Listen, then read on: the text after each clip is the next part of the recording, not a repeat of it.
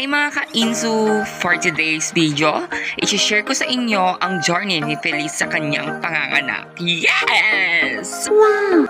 Quickie story lang mga ka-Insu.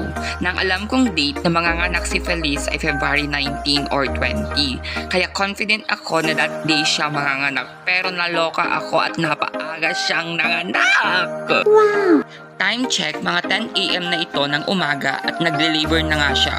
Na para bang hingal na hingal siya at saktong wala ako sa bahay that time at may lakad ako.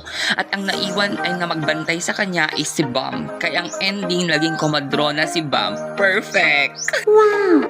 Buti na lang at iniwan ko si Bam dahil kung hindi ay Diyos ko ning! Magugulat na lang kami na may mga babies na pala kami. Wow! Habang may ginagawa nga ako, sumasabay din yung phone ko ng ring. Yun na pala ay manganganak na si Feliz at super kinakabahan daw si Bam. Kaya no choice. Wow! Yan na nga at lumabas na yung first puppy namin. Ay!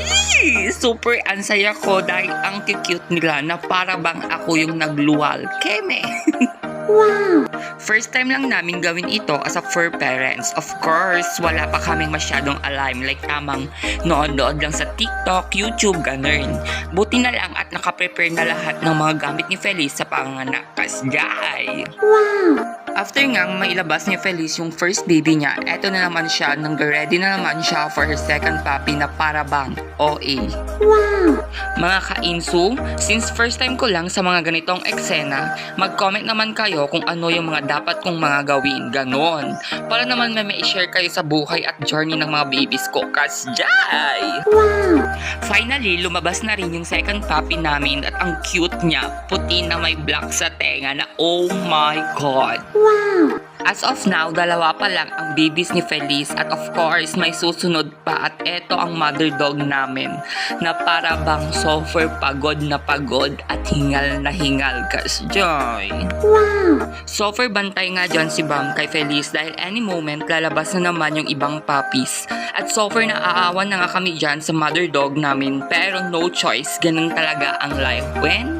Laban Feliz! Laban! Wow! Kaya mga ka-Insu, comment ulit kayo kung ano ang magandang ipangalan sa 5 puppies namin.